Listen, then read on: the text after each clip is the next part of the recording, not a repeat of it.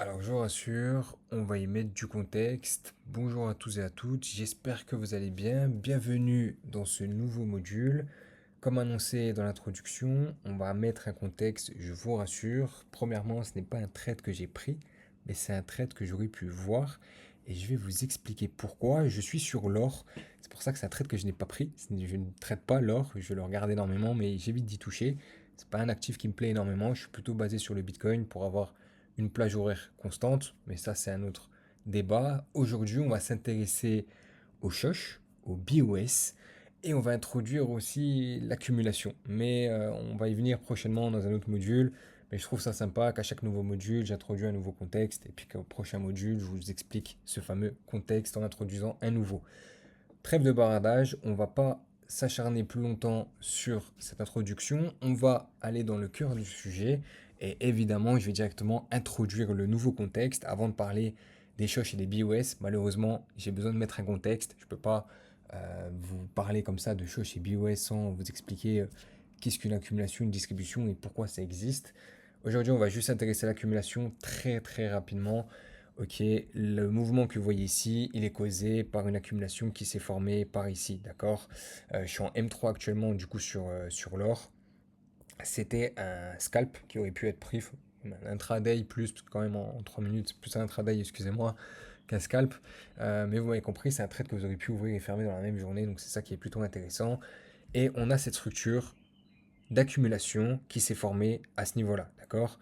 Donc une première tête, une deuxième tête, une troisième tête avec le dernier mouvement un peu plus fort que les autres. Alors là, ça s'est pas forcément trop manifesté. Initialement, on a souvent une bonne purge, ce qu'on appelle le spring, au dernier mouvement. Si des fois le marché a déjà bien coulé en amont et qu'il est quand même attendu vite au retournement, des fois le spring n'est pas non plus très féroce. Ça dépend des situations, mais très souvent le spring fait mal et surtout le résultat fait mal puisqu'en réalité vous déclenchez par la suite ce qu'on appelle un markup qui se déclenche plus ou moins rapidement selon les marchés, selon les liquidités. C'est clair que l'or est de plus en plus on va dire, sollicité par les investisseurs, ce qui fait qu'il a besoin de plus de manipulation pour s'exécuter, puisqu'il y a plus d'acteurs en jeu. Donc il faut bien filtrer les gagnants et les perdants, créer la vraie rémunération. C'est beaucoup plus compliqué. Si on a trop d'un coup qui se mettent à acheter, bah, comment on va les rémunérer? Si on a trop qui se mettent à vendre, comment on va les rémunérer? Donc c'est pour ça que les marchés aujourd'hui sont un peu plus compliqués.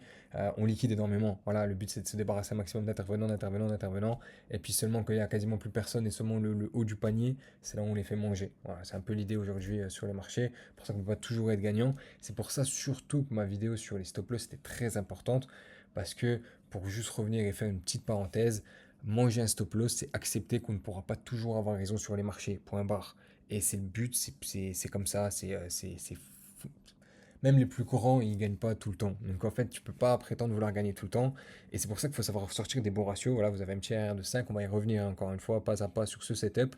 Mais voilà, l'objectif, c'est de sortir des bons rendements, avoir une bonne stabilité, une bonne stratégie pour que dès qu'il y a une perte, on s'en fout. Voilà, au pire, allez, j'ai perdu 20% de mon dernier TP. C'est pas grave, je m'en fous. Prochain TP, je suis déjà encore nouveau en BNF. Donc voilà, il faut vraiment penser à ça. Structure de retournement qui justifie pourquoi on peut avoir une intention acheteuse. En fait, c'est ça où je voulais en venir. L'accumulation, moi, elle m'a du coup donné une intention acheteuse par la suite sur ce setup-là, si j'aurais dû le prendre, si j'avais dû le prendre, excusez-moi. Donc c'est parti. On a ici en étape 1 un premier shosh qui s'est manifesté par rapport au dernier événement. Ce que j'appelle événement, c'est le carré orange, d'accord? Donc tac, ici on a shosh par rapport à ça, on a BOS, donc ça du coup ici, market maker, smart money, etc., etc., il faut bouger le marché, ok? Ici, là, on est venu choche. Ok. On est venu rechoche une deuxième fois. Donc là, on est un peu. Là, c'est le flou. Là, vraiment, pour le coup, c'est roulette russe. Parce qu'en fait, on est dans deux situations qui sont justes. Oui, ça pourrait continuer de monter parce qu'en soi, on a choche le marché. Et puis là, on a de nouveaux choches. Initialement, on pourrait penser plus quand même à la vente parce que le dernier événement, c'est un choche baissier. Enfin, du moins pour un retournement. Donc, initialement, c'est pour ça que j'ai mis un 2. C'est plus celui qu'on devrait considérer, c'est le dernier événement. Mais là-haut, elle n'est pas fausse non plus dans l'idée, parce que le mouvement-là, il commence à être biaisé. Et si lui, il est biaisé, c'est probable que lui, il le devienne aussi, puis lui, puis lui, puis lui. Enfin, après, vous connaissez le retournement. Ok. Donc en fait, jouer ici, c'était dangereux, mais par contre, le considérer, c'était important. Parce que quand on a eu ça, on a eu un BOS. Bleu BOS, orange choche. Ok. On a eu un BOS troisième étape. BOS qui, par la suite, a recréé un choche. Ok. On s'intéresse à ça, ça on regardera plus tard. D'abord c'est ça. On a refait un choche. Bah ouais, parce que là on avait des hauts de plus en plus hauts, on a retourné le marché. Là, on sait plus quoi faire parce que dans l'idée, on a refait un BOS ici. La structure haussière, elle est pas fausse dans l'idée. Voilà, là, on a fait un bas, là, on a fait un haut, là, on a fait un bas. On est encore dans la théorie de dos. S'il y a un mouvement comme ça, c'est plutôt correct. Donc là, on va patienter. On aurait pu ne jamais avoir le setup si ça avait fait un plus haut, hein. Mais vu que ça n'a pas fait de plus haut, on est toujours en course. Ça, c'est entre parenthèses, pour moi, ça n'a pas eu lieu. Ça n'a jamais eu lieu. Et je le mets entre parenthèses. Et si ça arrive, bah, ça crée un BOS. Et vous allez comprendre par la suite que le marché, c'est un loup-bar. Il est très, très, très malin. Et vous allez surtout comprendre comment les hedge funds se placent réellement et comment ils arrivent à générer de l'argent sur les marchés par rapport au placement qu'ils donnent en liquidité. Ok. Donc, ici, on l'a pas encore fait, ça va arriver, et ça, on l'a jamais fait, donc ça n'est pas arrivé. Le marché, il range, il range, il range. Ok, on s'y approche, on aurait pu déjà faire une première tentative d'entrer par ici. En fait, c'est super simple. Cette zone ici, si on la casse, on s'effondre. Donc en fait, toi, tu n'as rien à perdre de jouer ce petit mouvement qui est ici, parce que de 1, comme je te dis, tu as une accumulation. Donc c'est un markup qui est attendu. C'est un prochain BOS qui doit être fait. Ok, on a déjà choche le marché. Donc ça veut dire qu'on a confirmé que ça, si on le casse de nouveau, on BOS le marché, on poursuit ce qu'on est en train de faire sur le marché. Ok, on confirme le retournement qui est en cours. Ok, donc ça l'a pas fait. Si ça le fait, t'as perdu. Mais tu comprends pourquoi t'as perdu. T'as pas juste perdu. Ok, le marché, il a BOS point barre. Je suis sorti du marché. Ok, mais si BOS pas, tu vas chercher le prochain BOS qui est en parallèle. Et ça, je vous promets, j'ai fait énormément de marchés. Le gold, c'est peut-être le marché qui te donne. Rendez-vous compte que le mec qui s'est placé ici, il a lâché un RR de 30 en l'espace de 1 heure. Ok, alors pas beaucoup de brokers vous permettent de pouvoir avoir un spread aussi faible. C'est pour ça que la vraie cohérence, elle aurait été déjà de rentrer par ici. Parce que quand on rentre par ici, vous créez déjà par la suite des choches. Ok, donc vous créez aussi de la liquidité qui va dans votre sens. Vous liquidez toute cette ligne de liquidité qui est là. Donc déjà rentrer par là, c'était déjà énorme. C'était grossier de le faire. Mais surtout, en fait, qu'est-ce qui se passe quand ça se passe, quel phénomène il y a quand on est ici? Qu'est-ce que les hedge funds y font réellement et qu'est-ce qui permet après seulement d'avoir ce putain de retournement qu'on n'aurait pas eu ici? Et ben en fait, qu'est-ce qu'ils font les mecs? Moi je suis pas le seul à savoir ça, et vous non plus du coup, vous êtes plus les seuls. Eux ils le savent déjà depuis des années.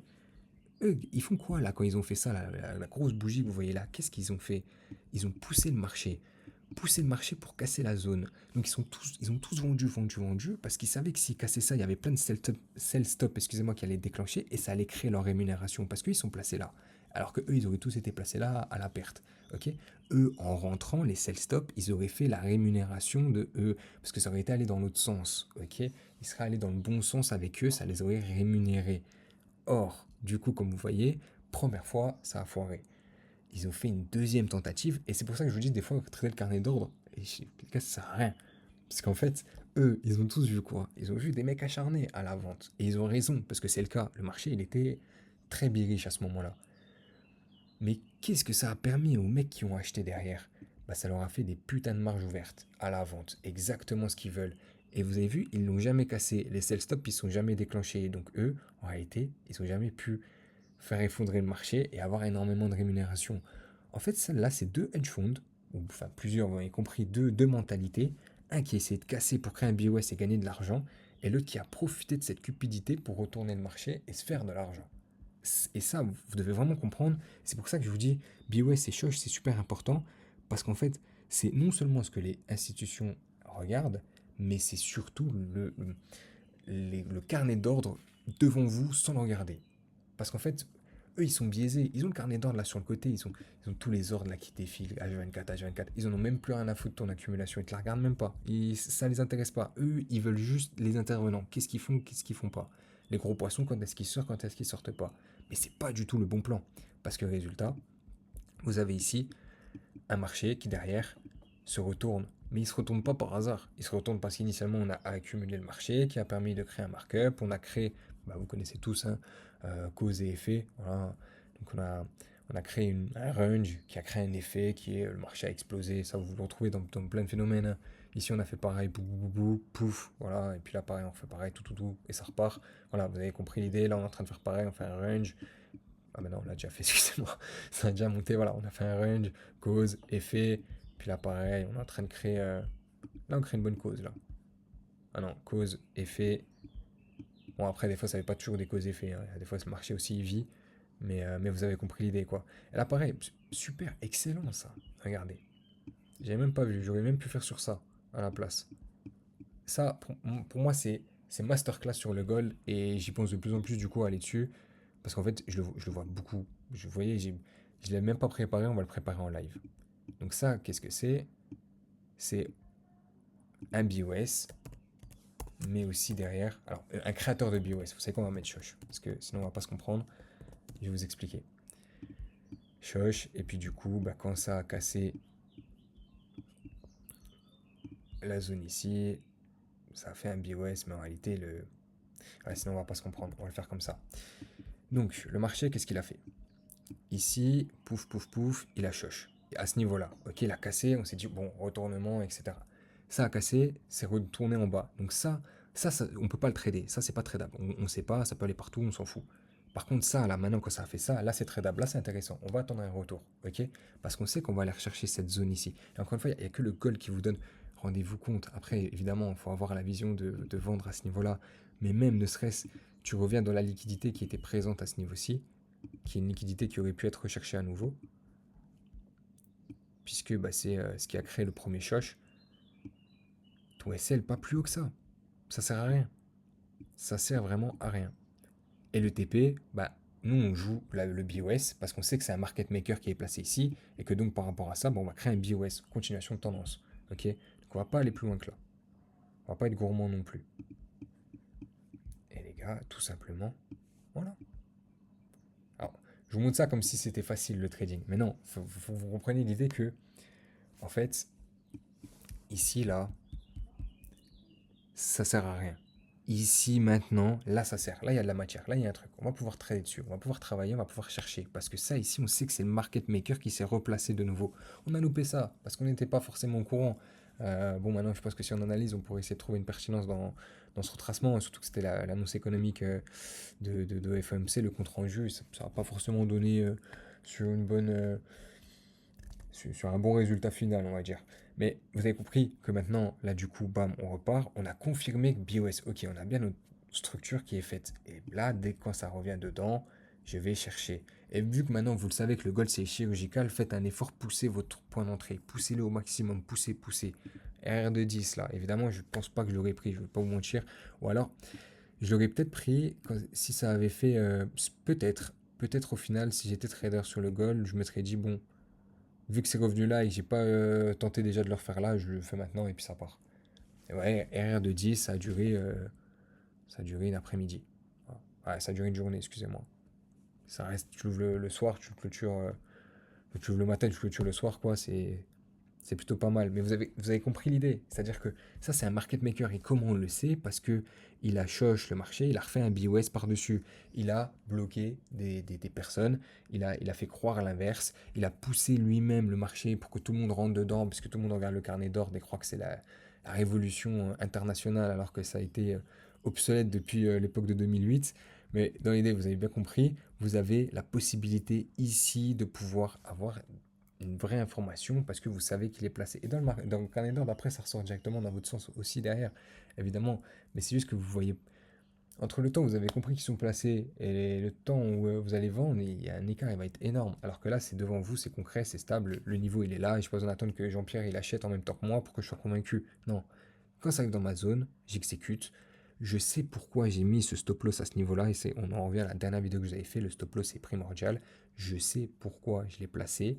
Donc si je le touche, je m'en fous, j'ai même pas envie d'y retourner parce que c'est complètement incohérent. Chercher un achat, pourquoi pas, ça on en reviendra un autre jour. Vous avez compris l'idée. Il n'y a rien à perdre là. Il n'y a rien à perdre. Vraiment. Il n'y a rien du tout à perdre. Ça, c'est du trading. C'est ça. Alors après, si moi, je suis honnête avec vous. R de 11, je dors pas de la nuit s'il tombe pas dans la nuit. Voilà. Donc je pense que je m'arrête à R de 3-4. Mais 3-4 tous les jours ou 3-4 constamment et avec juste, on perd une fois de temps en temps stop loss. Voilà. C'est bon. Vous voyez l'idée. Sur ce, on se retrouve du coup pour un prochain module qui va être sur forcément l'accumulation, pourquoi pas la distribution, ou alors je ferai un délire accumulation et réaccumulation et un autre module distribution et redistribution pour rester dans une cohérence haussière et baissière séparée. Si quelqu'un veut plus peaufiner ses achats ou ses ventes, au moins ce sera séparé. Je pense que ce sera plus pertinent de faire comme ça. En tout cas, voilà, n'hésitez pas à vous abonner, surtout à me donner vos avis de cette vidéo dans les commentaires, comment vous voyez les choses, etc. En tout cas, les traders sur le gold, sachez que vous êtes dans une ère incroyable. Parce que 100 points en une journée, c'était incroyable en 2018-2019, voire même encore jusqu'en 2022. Et là, aujourd'hui, 100 points, c'est une ouverture londonienne. C'est incroyable. Donc voilà, profitez de tout ça. En tout cas, on se retrouve très très très prochainement pour une vidéo. En attendant, prenez soin de vous et à la prochaine.